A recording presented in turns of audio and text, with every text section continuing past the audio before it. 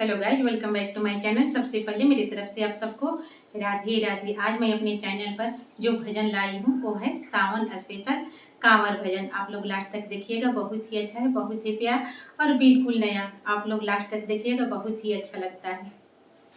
कोने रंग कांवर कौने रंग कंवरिया, कौने रंग कांवरिया, कौने रंगवाना हो कवने रंगवाना। शिव गुरु के नगरिया कवने रंगवाना, भोले बाबा के नगरिया कवने रंगवाना। कौने रंगवा कांवर कौने रंग कंवरिया, अरे कौने रंग कंवरिया, कवने रंगवाना। शिव गुरु के नगरिया कवने रंगवाना, शिव गुरु के नगरिया कवने रंगवाना। हरिहर रंग कांवर गिरुआ रंग कंवरिया, रे गिरुआ रंग कंवरिया, टेढ़ा मेढ़ाना शिव गुरु के नगरिया, टेढ़ा मेढ़ाना शिव गुरु के नगरिया, टेढ़ा मेढ़ाना। हरिहर रंग कांवर गिरुआ रंग कंवरिया, रे गिरुआ रंग कंवरिया, टेढ़ा मेढ़ाना शिव गुरु के नगरिया, टेढ़ा मेढ़ाना शिव गुरु के डगरिया, टेढ़ा मेढ़ाना। का बोले कांवर का बोले कंवरिया, अरे का बोले कंवरिया, का बोले ना शिव गुरु के नगरिया, का बोले ना।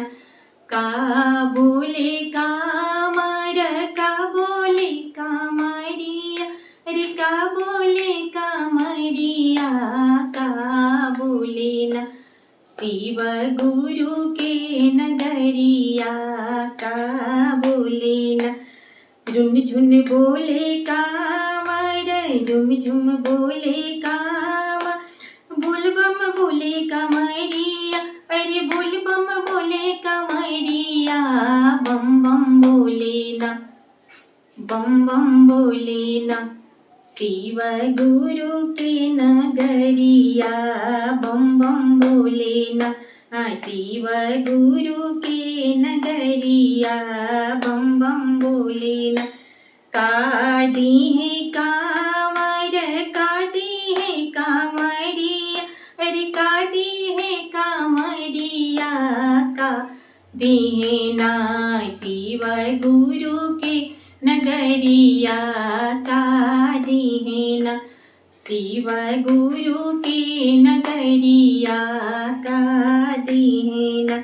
जलवा उठई है कांवर जल चढ़ई है कंवरिया, अरे जल चढ़ई है कंवरिया, दया दी है ना दया बरसई है ना शिव गुरु के नगरिया, दया बरसई है ना भोले बाबा के नगरिया, दया बरसई है ना भोले बाबा के नगरिया, दया बरसई है ना।